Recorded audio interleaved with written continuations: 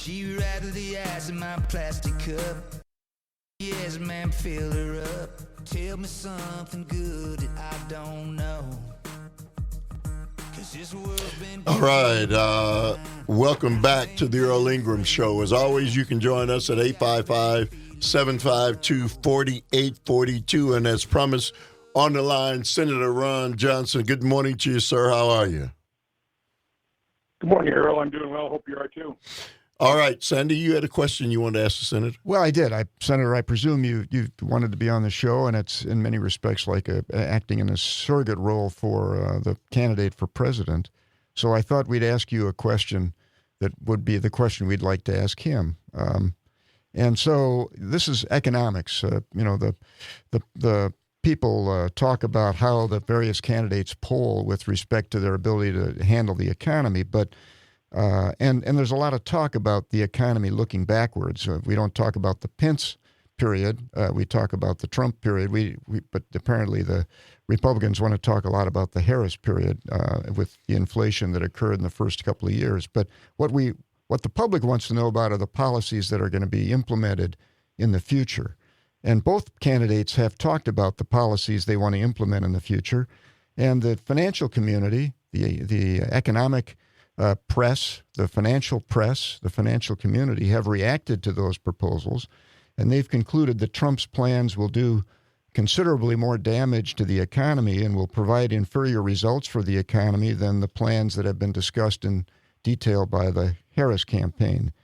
And what the people are talking about that they worry about with respect to the Trump proposals are across-the-board tariffs, which promise to be inflationary, which promise to be a tax paid by American individual consumers or the American companies that import goods, that those tariffs will disrupt the supply chain and will prompt increased tariffs on American goods, a trade war with other countries, and would produce nowhere near the amount of revenue to offset the reduction in revenue with the second issue that the financial communities find problems with, which is the announced plan by Trump to substantially reduce corporate taxes and other taxes, which will be inflationary to the extent they aren't offset. And there's no opportunity to offset them with the revenue to be derived from the tariffs. Number one, they won't develop enough revenue, or two, if they're simply negotiating items, they'll be negotiated away. And then the third issue they're concerned about are massive deportations, which they believe will reduce the rate of growth of the GDP based on the contribution to the growth rate of the GDP of the millions of people who are in this country who might get deported. So that I guess I'd like you to comment on all of that, because I think everyone is worried about the economy going forward. What are the policies going to be, and how are they going to affect the economy? Well, that was a pretty good dissertation there. I would just point out that under Trump, wages were up, I think, 7.7%. We did have a record economy until the COVID recession hit. I would credit primarily President Trump's dedication to reducing the regulatory burden. If you're a small entrepreneur, you understand the harmful impact of regulations, all the barriers to entry created by licensing boards, that type of thing. So, President Trump is definitely dedicated to that. Obviously, does not want to increase the tax burden on businesses. We had a huge tax cut for every American, and pretty well paid for itself had it not been for the COVID recession. We've got we've got more than a $4 trillion tax increase that's going to kick in automatically in 2026 on Senate Finance. We're looking at that right now. From my standpoint, what I'm going to be pushing for, and President Trump's not going to be able to implement this stuff on his own. He's going to have to come to Congress. I'm on Senate Finance. What I'm pushing for is this opportunity to simplify and rationalize our tax system, which is what I'd like to do. So we've got to pretty well throw everything in the top.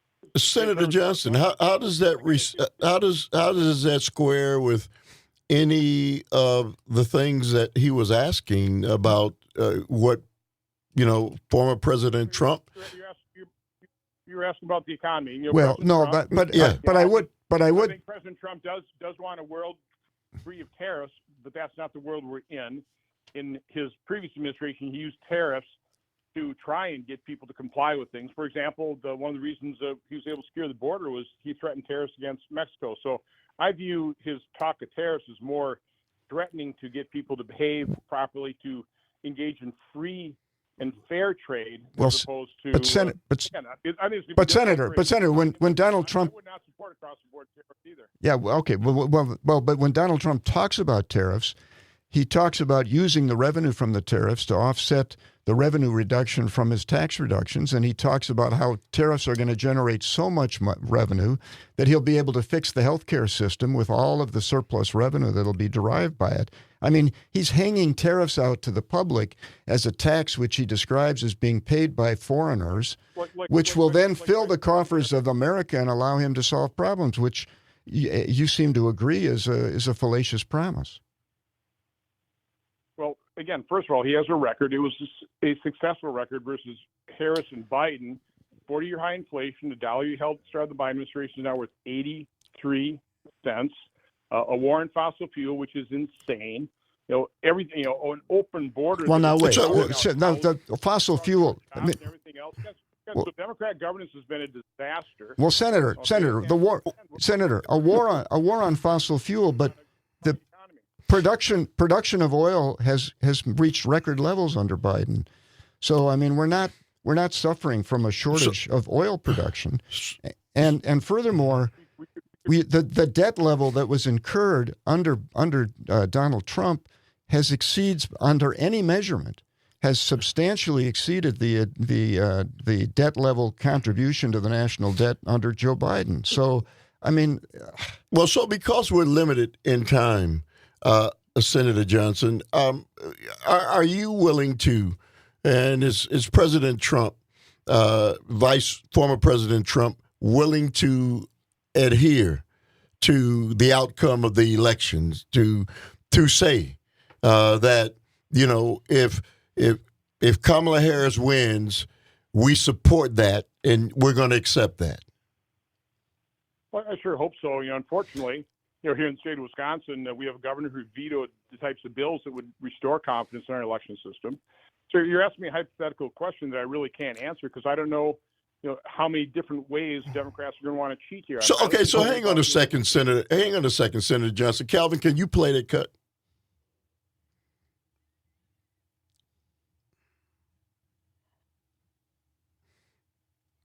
All right, do we have it? 51,000 more votes than Trump got. So listen, collectively, Republicans got 1.661 million votes. 51,000 more votes than Trump got. Trump lost by 20,000. And Trump got all the Republicans voted for Trump the way they voted for the assembly candidates. He would have won. Senator Johnson, that was you in the 2020. Yes, and in that same election, 170,000 ballots were improperly cured. You had balloting in the park in Madison.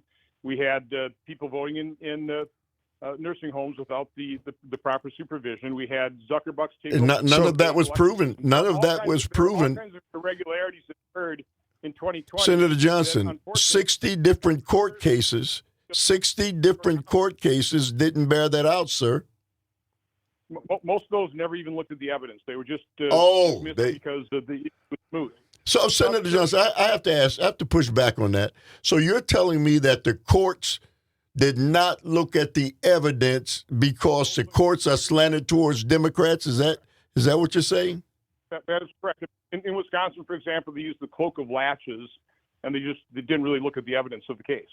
And that happened across the board. There were a few courts that actually did look at evenance and dismiss cases. Didn't Justice Gableman spend a year and a half and over $1 million investigating all of what you're talking about? It didn't come forward with any proposed litigation or prosecution. Well, there are all kinds of bills that the Republican legislature proposed and passed that the governor vetoed. I mean, for example, we still haven't cleaned up our voter roll. I mean, we've got 7.5 million voters on our voter roll, and only 3.5 million are eligible. What's that about? Why don't we clean up those rolls? Well, Senator Johnson, there's so many things we could do to restore confidence, and I'm not looking for a partisan advantage. Well, I Senator Johnson, both sides you are a United States Senator.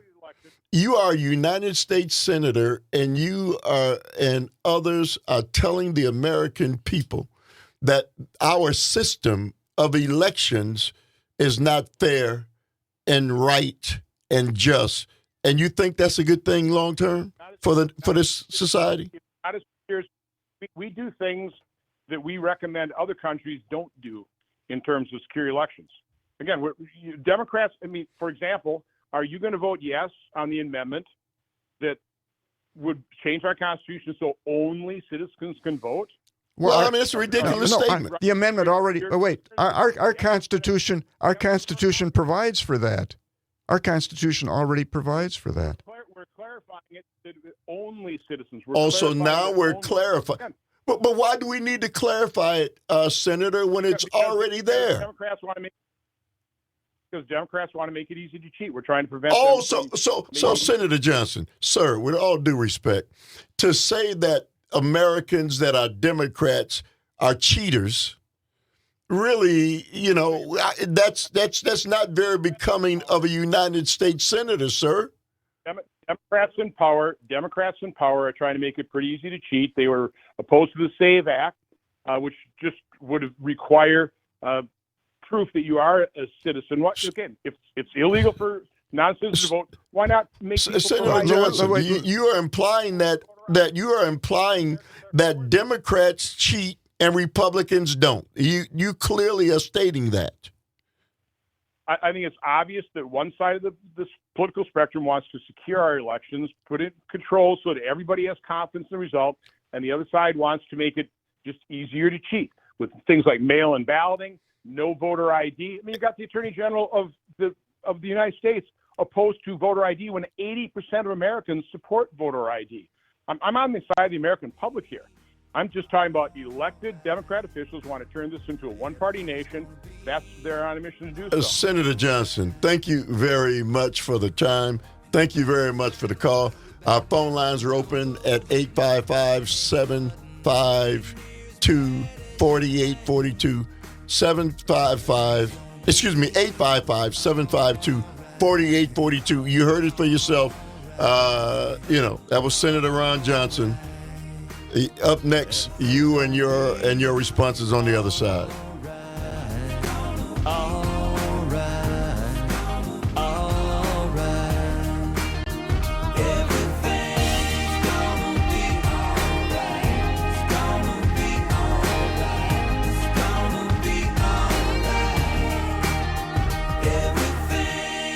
You're listening to Civic Media. Find the latest news, information, and archives of all your favorite shows on the Civic Media website, civicmedia.us.